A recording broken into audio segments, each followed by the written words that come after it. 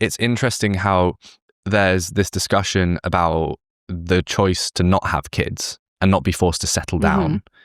But there's not this discussion in the other direction for women to have the option to settle down and have kids. Yeah, well, that's it. That there. choice has kind of been taken away from them. And what we've seen is feminism pushing women into a male life history trajectory, into the role of breadwinner, into the role of... And the point is, men get benefits for doing those kinds of things. Men who follow those trajectories get the prizes. They get the wives. They get the children. They get the resources. They get the good jobs. Their instincts are pushing them towards these resources because, in evolutionary terms, women are attracted to men who have those resources. And so men benefit from that. Women pushed into following that trajectory find that men are not looking for women for those resources particularly. They're actually looking for women who are fertile. And so they'll spend all their their prime kind of reproductive years following this male life history trajectory, get to their 30s and find that all of the male peers are marrying younger women and having children with them.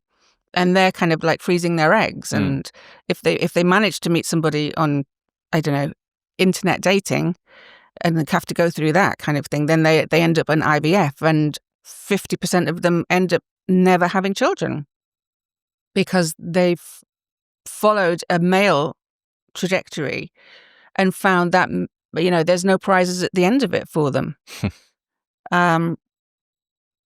Again, it's kind of like nobody dictated that. That's just the way evolution made it.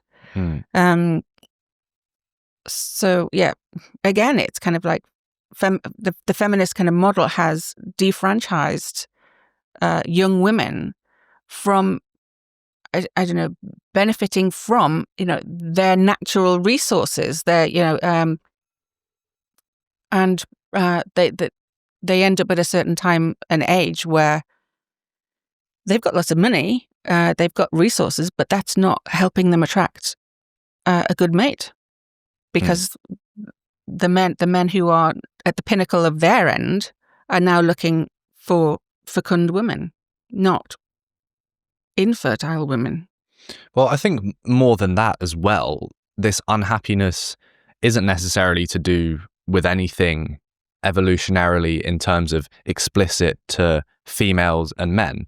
I think it's just overall on a human level, with this freedom, young women have had the option to do things that are uncomfortable and tough and I think are horrible and don't fulfill you.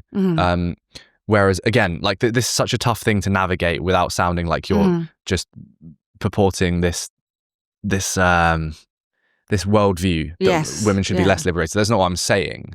But I think this liberation, the paradoxical trade-off, is that with that liberation, they've been able to step into more unfulfilling, tough, horrible things. And the problem comes when society runs away with that and says, no. This is the best thing for you. Pursue this at all costs and it will fulfill you. Yeah, and it won't. Well, it will. That's the case for men and women. Yes, it will fulfill some of them. Some people are genuinely not cut out to be parents. Again, in evolution, variation is really important. There are winners and losers in evolution, and that's probably why the left doesn't like evolution very well, because it kind of negates this idea of equity. Right? There have to be winners and they have to be losers. But then, there are different, like we're talking about competence hierarchies rather than dominance hierarchies. So the winners and losers, it doesn't have to necessarily be zero sum. It's not a mistake that feminists and feminism looks down on choice feminism. Okay, let's just say they call choice feminism. They something they disdain because it's not politically active or ideologically active. It doesn't help the group. Okay, as they would say, it's individualistic.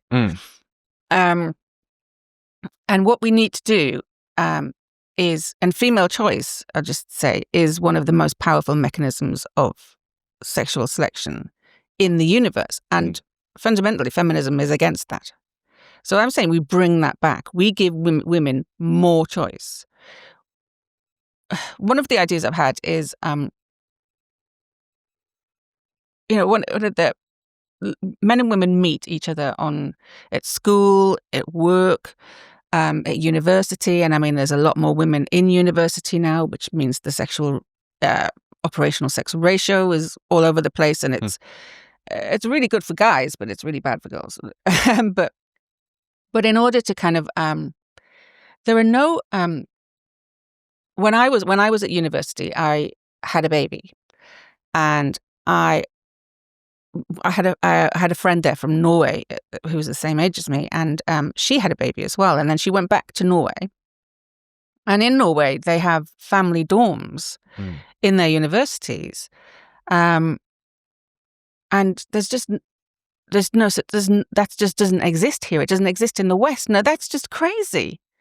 Why can't we facilitate people getting together and having families while they're in education?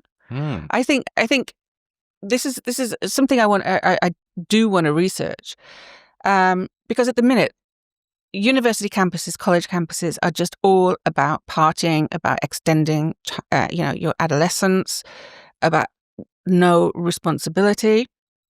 How about if we create, and I mean, there are a tiny amount of family dorms for postgraduate students, but I mean, creating them for freshers, creating them for, if you meet somebody, then have your education, begin your family at the same time, and begin your journey together at the same time as well.